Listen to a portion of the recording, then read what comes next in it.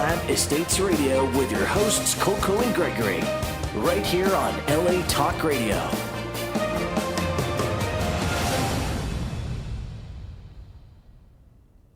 Welcome everyone to the Glam Estates Radio Show. Today with me I have CoCo Shelburne and Ari Tinus. Hi Gregory. Hi Ari. How are you today, Gregory? I'm doing great. I'm very excited to be here again. Yeah, we're up to week 2. This is fun. Yeah, we made it. Woohoo! I'm excited today. We had a lot of great feedback from last week. Thanks everybody for tuning in and all your feedback and supporting us. And we can't wait to be here for more for you and sharing with you how you can have the best opportunities in real estate and have the most glam way about going through all these steps. It's all about glam. Uh-huh. Well, I'm excited as well today. As you know, we already have one of the best lenders I've ever worked with in the entire time I've been in the industry. And as we know, that's a long time. So everybody guess the topic. Today's topic is lending. Always fun. This is our friend and great asset in the lending industry, Mr. Ari Tinus. Hi, folks. How you doing? CoCo, Gregory, thank you for inviting me to the show. Really appreciate it. Ari, we're very happy to have you here. Thank you. Happy to be here. You may see that from time to time. Yes. Yeah, Ari has so much great experience. The idea behind part of what we're doing today is really to educate people and taking all the mystery out of real estate. We want people to come in and understand that there's nothing to be fearful of and to know exactly what the steps are in order to move forward. So one of the greatest mysteries of life of real estate is lending. And we're going to debunk a bunch of the rumors and we're going to go over exactly what different programs there are. And we're hoping you can be a great resource to give us some enlightenment about what's available out there. Absolutely. Well, I'll try to answer all your questions to the best of my knowledge. Great. Turn on the light. Put them under the microscope. So as CoCo said, Ari's going to break down the process of acquiring a mortgage. And also he's going to tell us everything about all the items that one needs in order to get pre-approved for a loan. And also we're going to speak about crooked lenders, who to avoid. Not who to avoid, but like what to avoid. What can happen under the wrong circumstances. In order to have you protected, we want you protected. Yes, please. And good or bad lenders and types of loans. As CoCo said, FHA, VA, all of them. And Ari, can you give us an idea? Can you share with our audience how long you've been in the lending industry? I've been in the lending industry for over 15 years. Always in mortgage origination side, but I've of course helped to process files. I can been there through a transaction from beginning to end. Yeah, to say the least. To say the least. Yeah. Sometimes I have to wear quite a few different hats within the process as well. And just like us, sometimes you're the therapist, aren't you? Oh, yeah. I have a couch ready for that. Yep. Poor Ari. I've seen you through some really tough circumstances that you have come out like a champion. No one even knows. The client generally has no clue the leaps and bounds you have gone through in order to make that look like it was no big deal. Thank you. Likewise. No big deal, he says. I got it done. It's fine. Which is the kind of lender you want to look for. And as we know, different markets have different circumstances.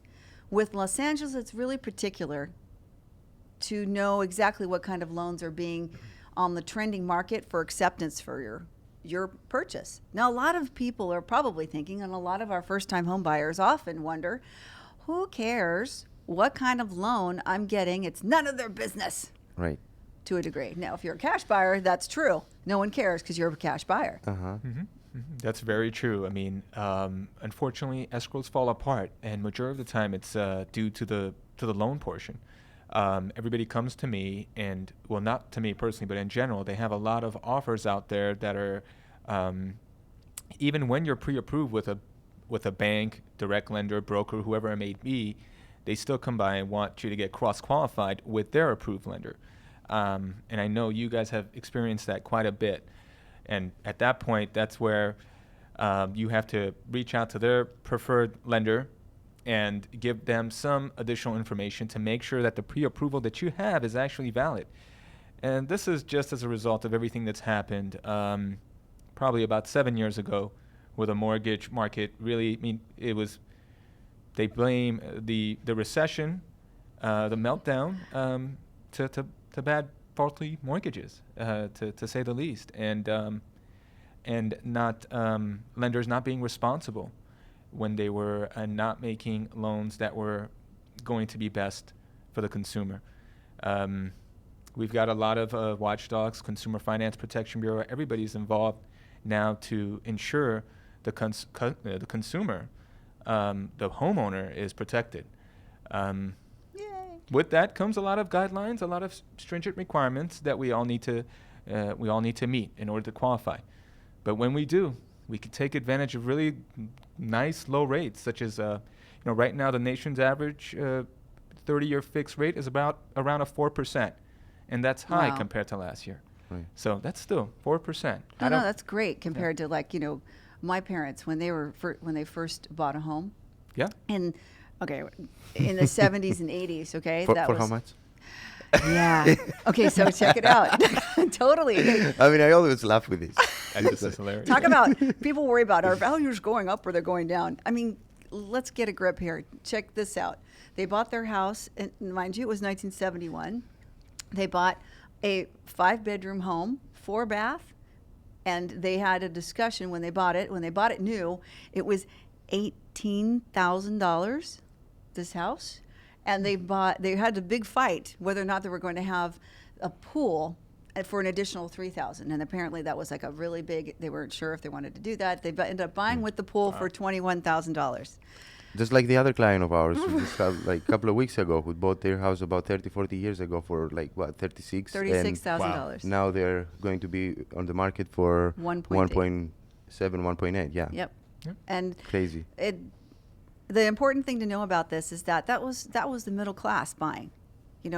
A lot of people have shied away from the process because rents have gone up. We can talk about that as well. But because of that, it's been more of a challenge in recent years. Generation Y and Generation X, whether or not they're able to even make the ability to qualify. And because jobs are even different than they were then, So, Ari, now things are more tight in order for someone to get a loan like it was before. So, are people more protected? Well, yeah. Essentially, when you have a lender involved in a transaction, they're looking out for your best interest. They're making sure that the property you're buying is a good collateral. Also, they're making sure that you're going to qualify. We look at income, assets, credit, job history, and also the property itself. So, really, we're trying to do everything that we can. I know CoCo loves to joke with this, that is just saying oh, you make how much? Like 20,000? Okay, let's say 80. And we get you a loan. Right? Yeah. We're the older days. Back when it was. Yeah. It's crazy. Or people were just like, the crazy part, like when I was first coming in the industry, where people were saying okay, stated income. I would hear lenders, and at the time, you weren't educated as to, listen, agents are not given a lot of education in the process in the beginning anyway. Well, we're going to definitely get into that. You've got to have a sharp agent. But if you're not aware of what's going on, and before I was really into industry, I would hear things from people, and you would hear lenders say things like, how much would you say you'd like to be making every month? Exactly. That's... Insane lending. Yeah. Or when someone asks me, I want to call, how much should I be making? Well, you can't make That's income. Today, absolutely. You can't make it up. But it was it was exactly. Absolutely. Yeah. That's you what had a made pulse. us. You had a loan. That's what led us to the exactly. crisis. I'm glad now things are more tight than it was before. Absolutely. It's the best thing to be in this way. And a lot of our first-time home buyers especially will come through and ask the question, okay, can I get a loan? And usually I hear a few different things happen.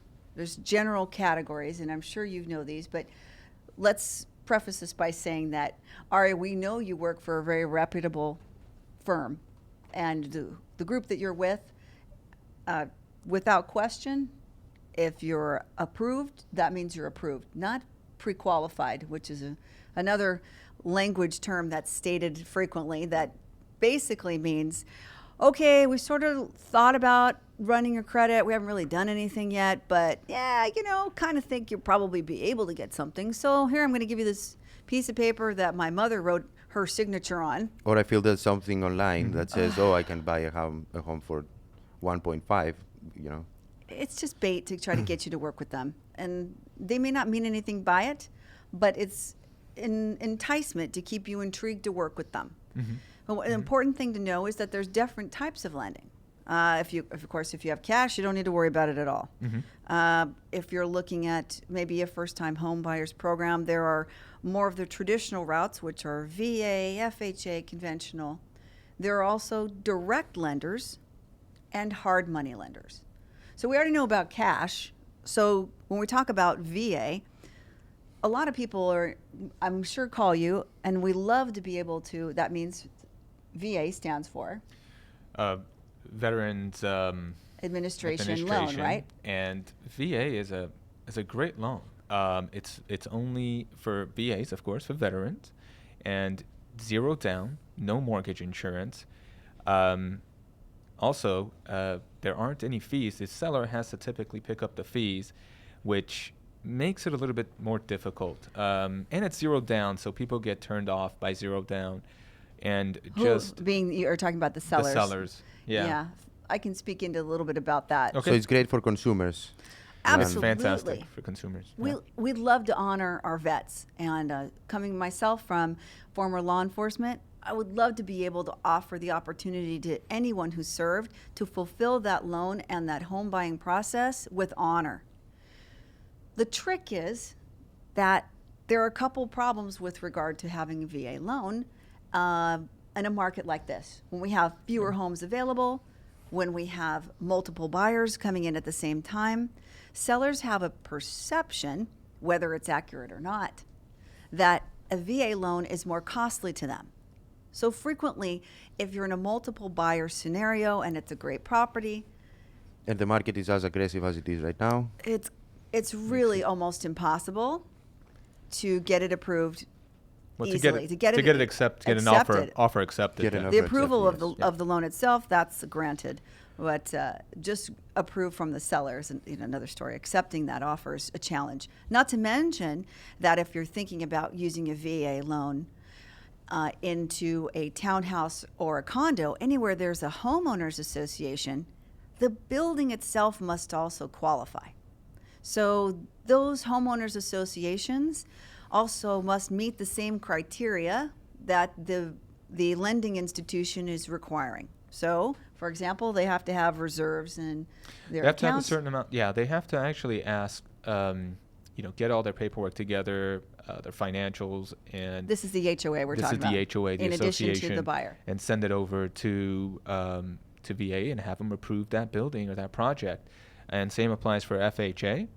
Federal Housing Administration, that's a loan that you can do as low as 3.5% down. Both of these loans are only for a primary purchase. It's got to be a primary residence. But again, it does make it a little bit more difficult if you're looking at a property that is considered a condominium. PUDs don't apply. Planned unit developments. I thought you were talking about putts, like there was a putts in the middle of the deal. No. Those appear too, Ari. Hey, I'm not here to. I'll leave that up to you, CoCo. But we're just calling it like it is. Yeah. They do appear. And sometimes, if someone is an FHA buyer and they do find a condo that's not FHA approved, they can either go through the long process of trying to get that condominium project FHA approved, or they can go with conventional as low as 5% down, depending on the loan amount. So if it's a loan 417 below, they can go as low as 5% down on a regular conventional purchase. That's another option that a lot of first-time home buyers may consider instead of going with FHA or VA, which is only offered for our vets. Right, and I love those options for people. generally speaking, if you do want to have the opportunity to use your VA or FHA, those two, since they're government loans, they must be approved in the same process. If that homeowners association is not approved, you can go through the process of getting them approved. However, keep in mind that if you choose to spend the money to do that, I hope that that property is still available for you when you get done. And that can run, many thousands of dollars to get that process done. Plus, you have to wait for that time. It usually takes at least 2 to 3 months to get done. Yeah. I don't know if it costs thousands of dollars, but it definitely requires a lot of participation from the association. And the costs I've seen and the groups that I've seen offer it usually run between $3,000 and $5,000 just to get it approved. And that's not including the purchase. And even still, the certificate is only good for a certain period of time.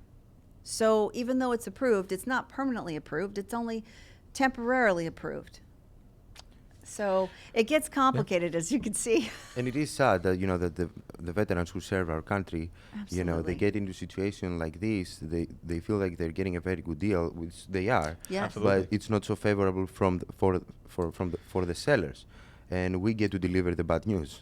Well, I mean, and not that I agree with this, but let's say you're selling a property, and just to speak candidly here, you have someone coming in there bringing 20% down, or you've got someone coming in there with 0 down. Which one looks more attractive to you? Right. Naturally, the person putting down 20%. Not that I agree with it. I mean, if you have a good lender that does all their due diligence up front and sends that VA loan and gets it underwritten even before they find a property, then you really don't have much risk involved in accepting a VA offer. But nevertheless, in this very competitive market that we're currently in, it does kind of put the other offers ahead of this one. We've got a lot of people coming in with cash, big down payments, and they kind of fall to the top of the list. They don't fall. They rise, I guess, to the top of the list. They do. Remember, They do. CoCo, recently we were looking for approved condos in Hollywood, West Hollywood area. I do. We found how many? 2 or 3? Yeah. Literally. You can go on the government website. We can show you the link for it. We can show you the current standings on those. There literally are 2 or 3 for the whole county. Most of them are just expired, too. They just need to update some of the information. Yeah. But when it was back in 2011, 2012, 2010, yeah. when the market, 2009, when the market wasn't the way it is now, there was a lot of VA and FHA approved projects. Absolutely. If you It recall. makes sense. It makes sense. Yeah. And Wait. if you look back, they've all been expired since Yes. 2012, 2011. Yeah, they've had certificates there, and renewing costs them more money, and then they have to requalify, and they may not be able to. Plus, it also can depend on whether or not there are a certain number of renters in the building, and as well Yeah, as any that's- litigation pending. Lots of requirements. Yeah, so At this market right now, even cash buyers get beaten from Yeah. yeah, higher offers, Yeah. higher absolutely, offers. absolutely. And investors, they're really looking out there as well. So that kind of gives you an idea that VA and FHA, and it's very specific to certain locations. Yeah. I'm not saying it's all over everywhere in LA County. That's certainly not the case. But in Los Angeles in general, it's certainly a tougher market. And if you're in the most volatilely moving markets, which Yeah. I would say the micro markets would include Right. areas like West Hollywood, Studio City, Sherman Oaks, maybe even, you're really looking at the highest turnover of properties, Yeah. Silver Lake. Really, the competition is high, especially this time of year. So keeping in mind the different options you have available and working with the lender who will share with you multiple programs that could be available and how you can plug in is extremely important. The one suggestion I would advise anybody when they're looking to purchase a home, first thing you need to do, get pre-approved, get with someone that you trust, and sit down with them and figure out your finances. Unfortunately, there's so much that you need to cover: your credit, income, assets. It's good to start early. You may not be Absolutely. approved tomorrow, but you may be. Let's say right now you only have the 3.5% for FHA. But you can save your money. That few months down the road, you may be able to get into a conventional. That's what you need to do. Get your ducks in a row. Plan ahead. It's never. People say, "Look, I'm planning to, buy a home 6 months from now." If you want to buy a home 2 years from now, you need to start planning now. Absolutely. So first things first, Ari, tell us, what do you need to see from a person who is coming to you and asking for a loan? Well, people's What are the finances items are pretty. that somebody needs to Generally collect? speaking, people's finances are very complicated. Some are simple, some are complicated. But typically, if someone's a W-2 wage earner, we would get 2 years W-2s, 30 days worth of pay stubs, 2 years tax returns, bank statements, 2 months worth of bank statements. Mm-hmm. If they're self-employed, we will need not only their federal tax returns, but we'll also need their business tax returns. If they're not, unless it's a sole proprietorship where it's reflected on their Schedule C. So you don't need to write this down, Gregory. You call me. No. Are you What I taking notes, typically do- Gregory? I'm writing something so I won't forget to ask you later. what I typically Is that about your 1099? It's I was speaking with a few friends of mine last week, and they asked me about co-signing, like how can somebody co-sign and all that. So I would like to ask you that later. Okay. Well, we'll get because it. there's people who ask about that. They do. Okay. Co-signing is not that simple when it comes to a home loan. Yeah. As easy as it is when people think of co-signing, they think a lot of car financing, Yeah. where someone's credit is just really going to help them get either a better deal or get them approved. We need to see everything for them as well. And if they have any existing debt, if they own a home, now we need to factor that in. Plus, the co-signer has to be in the title. Co-signer. It's not the same. I think They're- what you're saying, you're making the point that if you were looking at a car, yeah, you're right. I mean, I'm sorry, I didn't quite catch that when you said it, but yeah, when you're looking at a car, you're right. You have to be both on that title. But I think Gregory's point was that when you're getting a have to be- loan, yeah. you either have to be on the loan. They would have to be on the loan. Yes. Therefore, they would have I to mean, be yeah. on title. Now, what you decide to do after the fact, that's completely Right, that's up a to different you. story. You can transfer title, so on and so forth. But yes, they're co-signers. They would have to be on the mortgage and the title as well, closing. Yeah. And I think it's really great that you mentioned that you need to have your tax returns set up for at least the last 2 years. It's really important, and especially in LA and Los Angeles, as glam as we are here, and we work with people in production in 1099, actors, actresses in the industry. Yeah. So many of our friends are in this type of situation where they have to set up their taxes and know. And a lot of them are very excited to share that, like, hey, Yeah. I had absolutely no taxes I had to, give back or pay this year.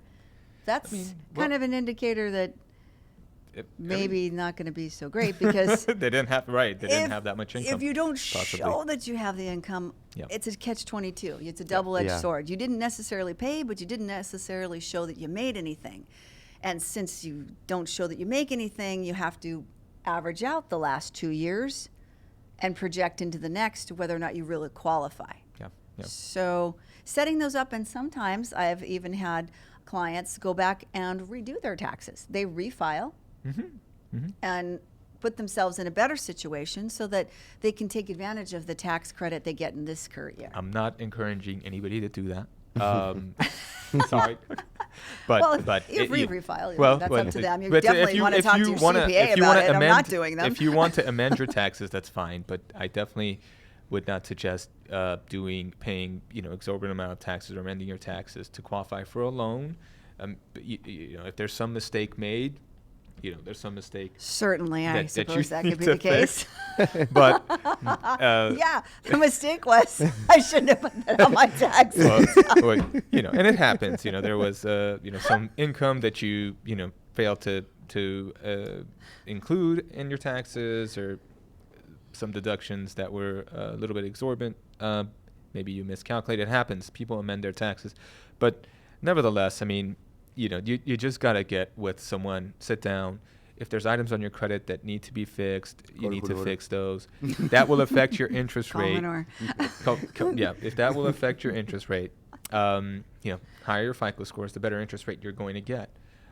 It applies to everything, credit cards, cars, And anything. speaking of those interest rates, I think my entire point of that story about my parents buying the house when they did What was was the that rate? their interest rate was 15? 18%. Wow. 18%. Yeah.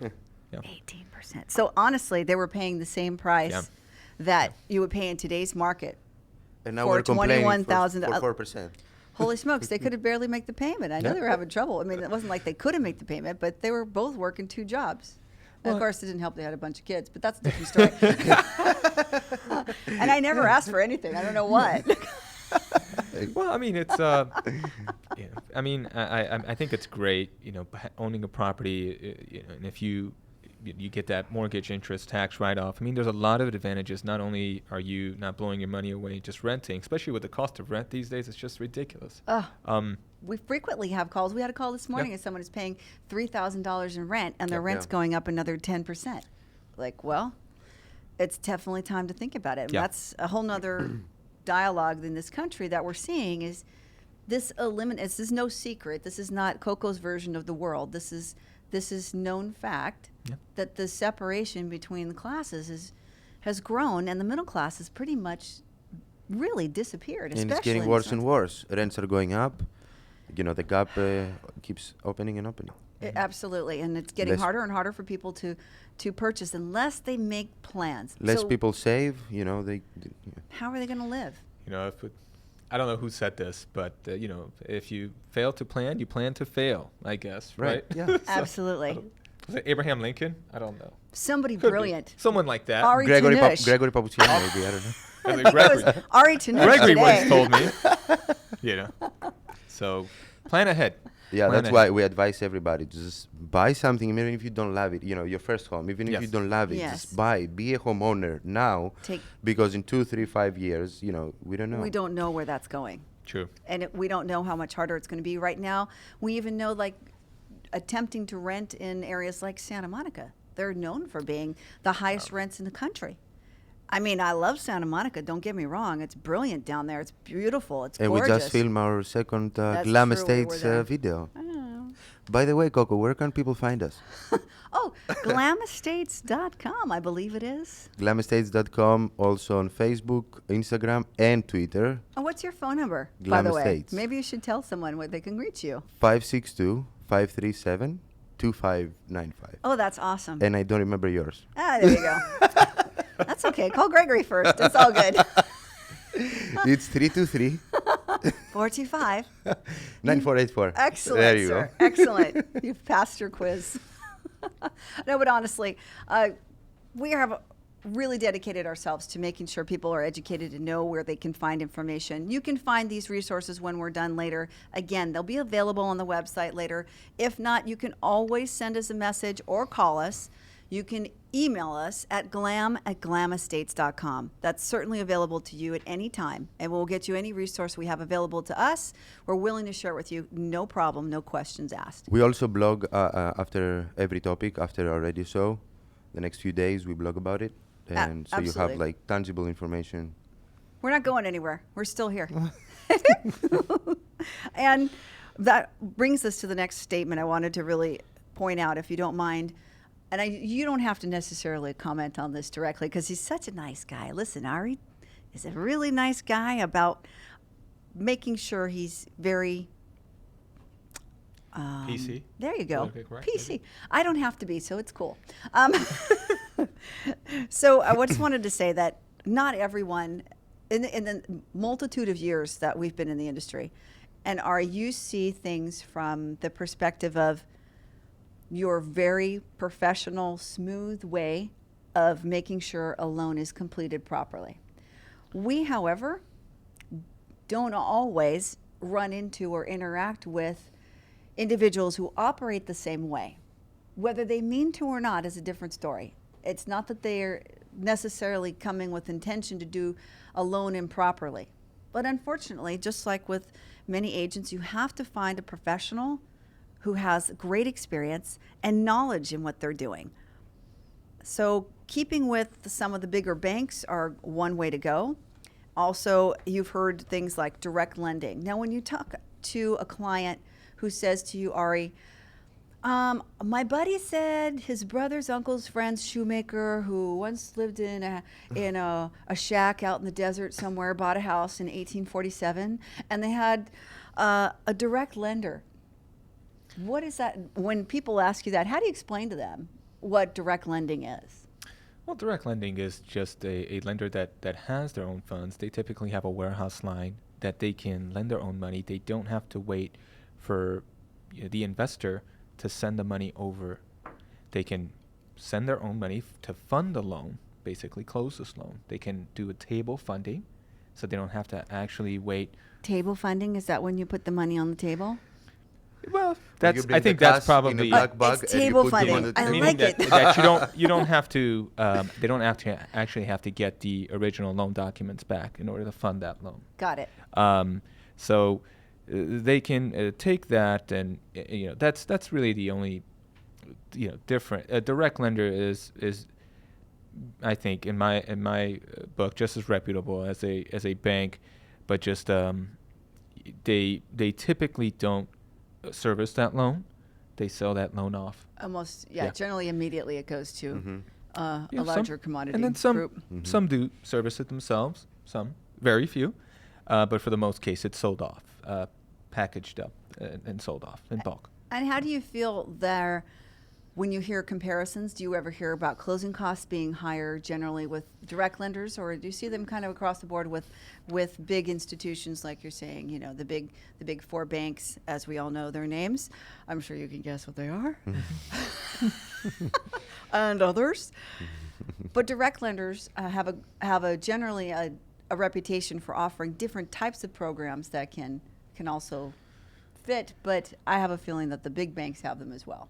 Well, everybody has their strengths and weaknesses. I as far as I'd probably say big banks are more competitive on jumbo when it comes to their interest rate and their pricing. In certain cases, not all. As far as fees and everything else, no, they're all. Some will charge more than others, not by much, but that's just because of, what they pay. Well, you probably don't know, but just based on their fees and how they, pay their processing and underwriters and whatnot. That's something that you need to ask. What are your bottom line fees? Besides that, direct lenders and banks and, and brokers, they all can do pretty similar things. Some there's certain banks that can do certain things. Certain banks or investors that can do certain things. Like they say there's stated income programs out there right now. Are they as prevalent as they used to be? Absolutely not. They typically require 30 to 35% down. The rates are going to naturally be higher. There may be some additional costs involved as well. But I don't see any really major bank, any of the major banks that we are familiar with offering any sort of programs of that sort. So they're not as common as you think. So there are certain banks that will do certain things. That's it's difficult for a consumer to try to narrow this down. It's probably best to just reach out to your loan expert and get their advice. I always believe in you do what's best for the customer. You do right by your customer. Whether I can do the loan or somebody else can do the loan, you always try to do what's best. That's I've lived by that theory for as long as I've known. I've done mortgages and period in life in general. You have proven that to us. You've helped a lot of our clients, and we know how you work. So I don't want to. I don't want to say one does some things better. Some people typically say, "Oh, the banks are slower. The banks are this."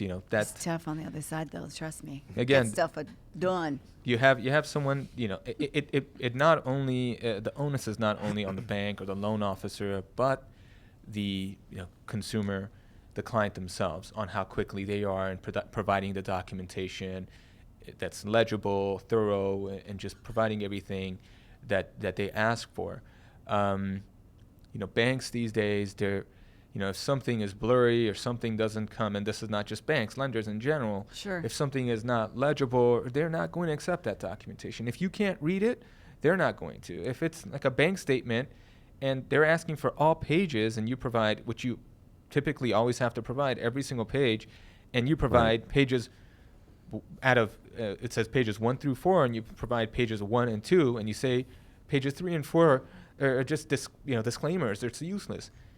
The underwriter does not know that. The lender does not know that. They want full disclosure. They need full disclosure. They need everything. And by the way, a bank statement is not a slip you get when you withdraw money. Right? No. Yes, that's true. I haven't had anybody. And you don't send yet, it by a but picture with your nail like That's that. awesome. Yes. a lot of people do take pictures of things on their phone, and certain things are acceptable with you taking a picture by your phone and maybe emailing it. Luckily these days we have these wonderful things called smartphones, and you can do that. But I'd also encourage, if you are going to use your phone a lot and you are on the road and you do need to sign documentation and send it back, there's scanner apps, and those make it look pretty clean. It looks as if you faxed or scanned. It's sometimes even better. And you could take a picture and it looks, I do that myself when I have to, not for my job, but I do it personal if I want to make a copy of a receipt. No, it's really helpful to have those apps. There's some great apps out there that really can help get things rolling for you in a better way, faster, and get those documentation requirements completed in the timeline that's required. And it may not seem like it's a big deal at the time, but it really can mean whether or not you get a deal accepted. Right. It can make a big difference. And another type of lending is our favorite one we talk about from time to time is hard money. It is hard money. It is very hard sometimes. That is. Hard That's money what she sometimes said. isn't as easier as it's supposed to, Gregory. as easy as That's it's what supposed she to said. be. It's Right. arrived. Session 2. Yes. It's official. That's what she said. Sometimes hard money can be, No, I know people that have because you can't pay, like it's high It's interest. difficult. That's high, and it's sometimes not that easy either. They sometimes hard money lenders have their requirements as well. Absolutely. I mean, Yeah. they're great. Listen, hard money has its place. It has a place in the market, most definitely for people. However, for the average buyer, especially if you're a first-time home buyer, it's definitely the route that is least likely to help you in your financial future. The interest rates are generally the lowest I've seen. The lowest I've seen is 8%. No, I can't tell you that. I've Sorry, never been a I'm hard sorry. money lender, so I It's the can't lowest give you. I've seen I in can't. the flyer and documentation that I've seen over Really? the time. Plus it's generally it's 11 or more, and it's low term. uh, it's, I mean, a absolutely. short term. 1 or 2 years short term. Maybe like a maximum. 5-year fixed or something. Not And- even. No? That's Maybe usually. 3 year? You don't even. Maybe like a 3 Yeah, year? I mean, yeah. But what I see There's- usually is There's one rate 36 sheet. months, maybe. One rate sheet that I saw, I think they require 35% down. And it was like an 8% interest rate. Yeah. And that's It's if tough. they have a higher FICO score. I think it went down to like a 7.5. But that was a few months ago. But Mostly these loans are used by builders or by investors, yeah, developers. Yes. developers, yeah. And they definitely have a place in the market. They just don't necessarily have a place in a residential family or individual's purchase plan. So you may hear the term from time to time, but it's generally not something that's really financially sound or makes a lot of sense for someone who can qualify for other kinds of loans. Why Yeah. not? Yeah. Why not pay less? I'm just saying. Why not pay less? Why not? Just say it. Sounds like a commercial. Doesn't that sound like? Why not pay less? Wait, what? So Maybe a shoe? What? Shoe. we Why are not kind of running choose? out of time. I'm so sorry. I know we Sure. all have a great time here, but we need to speak about the conventional loans. Well, Right? conventionals, sure. Let's talk a little bit about conventionals. Those And- are the brilliant ones. And Ari can tell us his Well, options. conventional you can go as low as some can go as low as 3% down, but typically just regular conventional is 5% down. You can go as low as 5%. Conventional is a little bit better than FHA, just because of the mortgage insurance is a little bit less expensive. Also with FHA, there's an upfront mortgage insurance premium that's 1.75%. That's conventional doesn't have that requirement. If you're looking at a condo, you still need to look at certain things on the condo to make sure that that's approved condo. Mm-hmm. But otherwise, it doesn't have to be like an FHA, where it has to be in an Right. FHA approved project. You can get even a fixer with like a fixer upper. You got to be careful on how much of a fixer, yeah, but nothing that's in the middle of Not in the missing construction. kitchen. No, I'm not missing talking kitchen, about that. But no safety a hazards. home in a not Yeah. so great condition, not so up to date. Livable condition, Yes, livable. preferably. Certainly. Certainly. That would be the preference, absolutely. Yeah. But yeah, it could be, outdated is outdated. Some homes, what's the average? Homes are built in 1962, 1967 here. Absolutely. Yeah, So- the mid 50s and 60s are really the high time for Yeah. production of homes here at least in the San Fernando Valley. If we're talking about into the West Hollywood area, you're talking before then, 50s and 40s, Yeah. 30s. I know you frequently. always love to say the story about why. Because the Yes. soldiers didn't go Yes, to East after World Coast War and they were II. dropped off here. Because I'm from LA and I Is- talk about Is that LA. what I don't? LA history. You can fill by us in CoCo on that Shelburne. story By later. I don't CoCo wanna- The Shelburne. glamorous part of LA comes from the fact that after World War II, the GIs were left out here on the West Coast instead of returned back to their home base on the East Coast. They had an option. They didn't have an option really. They had an option to figure out how they're going to get home to the East Coast or stick it out here on the West Side. And nicer, it's Nice warmer. and sunny. Yeah. And they had all these GIs they were dropping off, and they said, well, we got to have them living somewhere. So you'll see a lot of homes that came up, especially in the Hollywood area, and then you saw triplexes come about, and you came through into North Hollywood, which was really, that's not really in Hollywood. That's really on the other side of the hill. But they were selling them as north of Hollywood. Yeah. So that's how North Hollywood came about, and it became Studio City.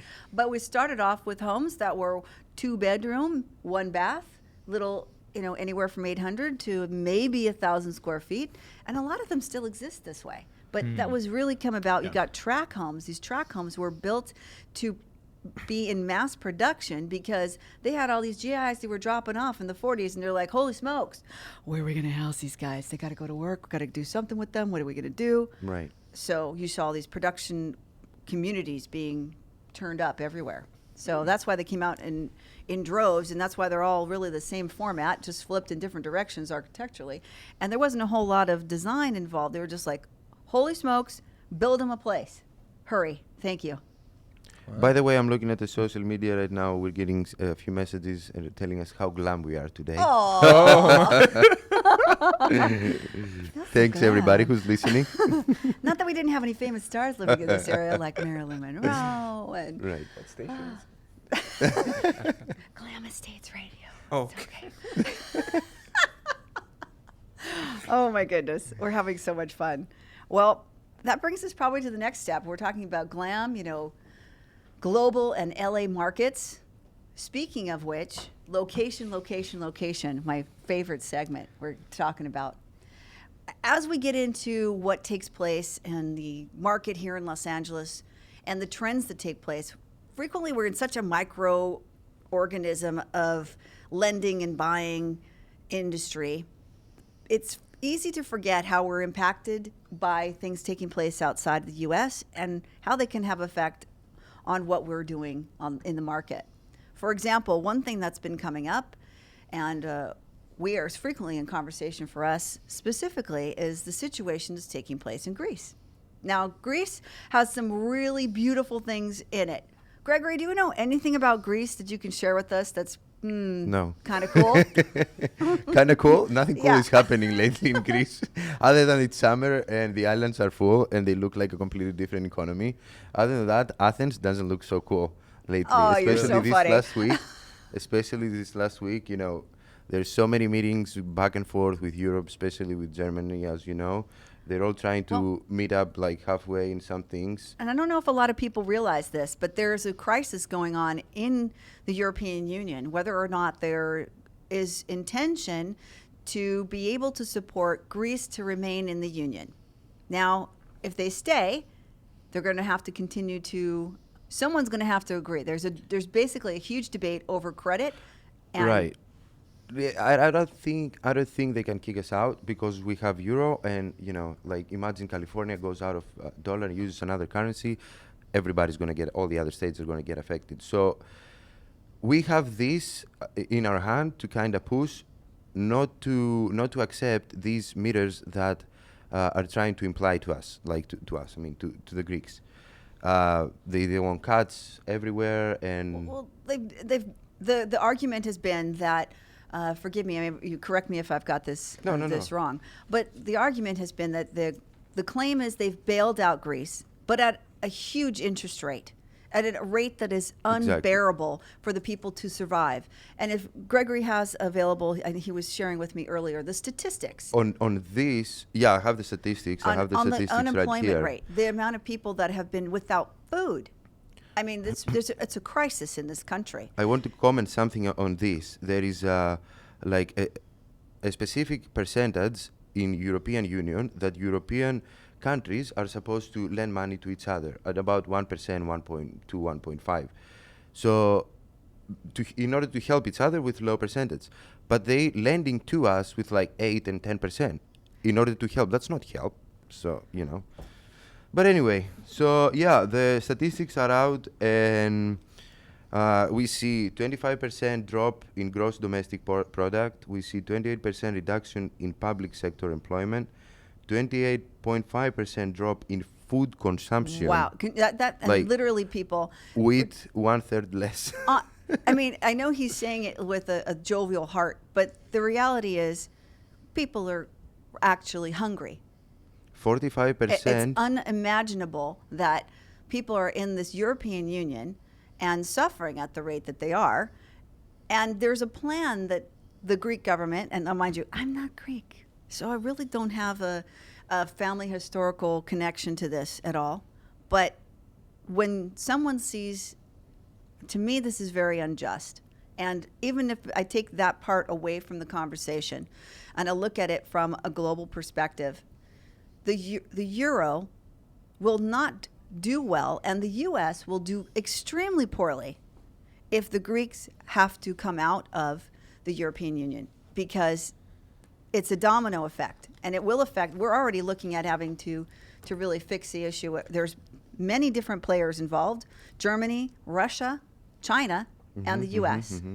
Ari, do you have any thoughts on this that's been going on as far as from a economical perspective? Well, it's a global crisis. It's definitely affecting our economy as well. If you can see, the Dow has dropped,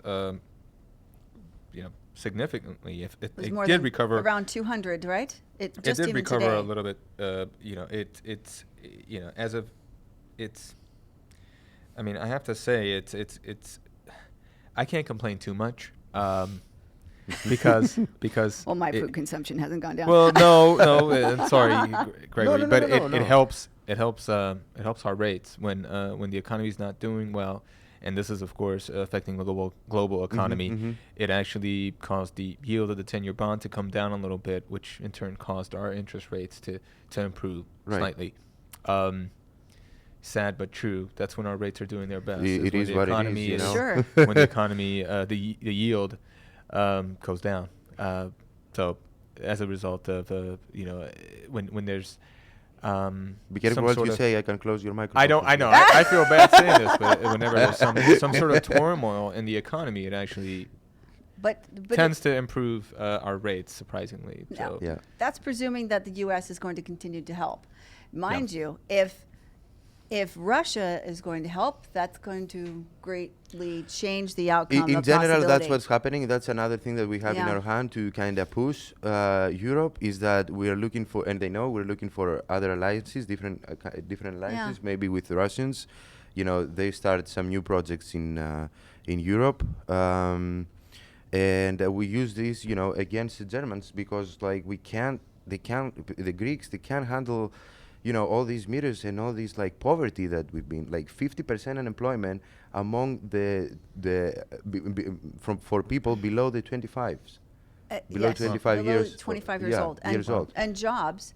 I mean, we can talk about And that jobs. includes, and that includes the people who work part-time 4 hours a day, and they make $250 or less a month. A month.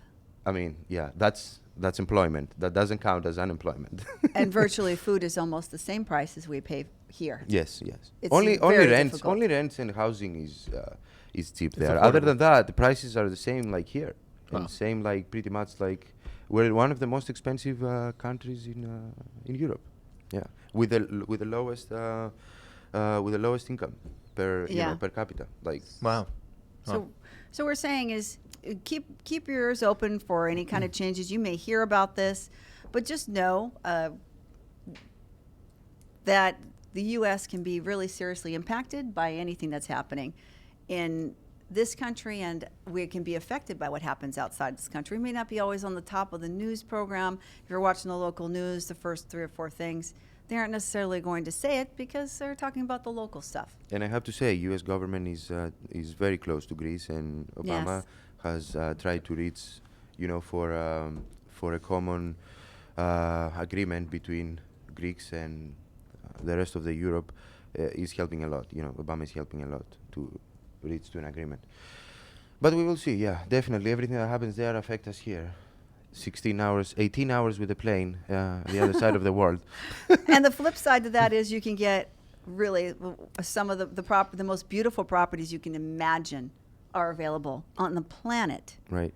And we even have the listings for this. It's just what's amazing. happening is the islands are like, of course they are in the same economy, but they look like they're in completely different economy for like 5-6 months during the summer, spring, summer. Yeah. It's like completely different economy. Like they're packed. You see people are happy. You don't see anything like you see in Athens or Thessaloniki up north.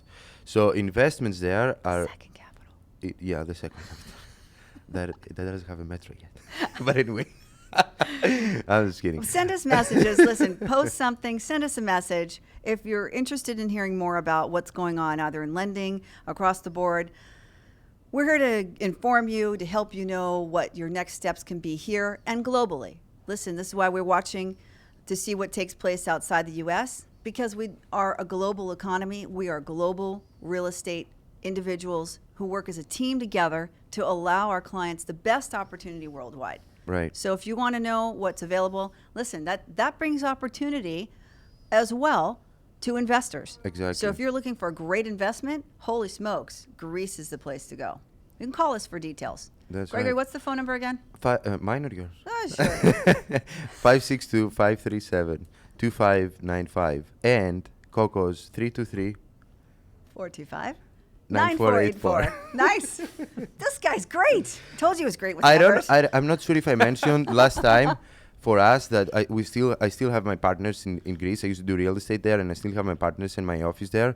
So we get a lot of deals, very good investment opportunities in Greece, Yes. especially in the islands, that investing there makes really good sense. And the numbers are great. And we do transactions there. We fly there. We do transactions there. Yeah. We meet people who are never come to the U.S., who are only citizens of other countries who come to Greece. We work with them, and we work in other locations. So it's good to know what's happening. Yeah. Call us for whatever your questions are, especially if you're looking to sell or if you have questions about buying. Feel free to contact us. You can also reach Ari.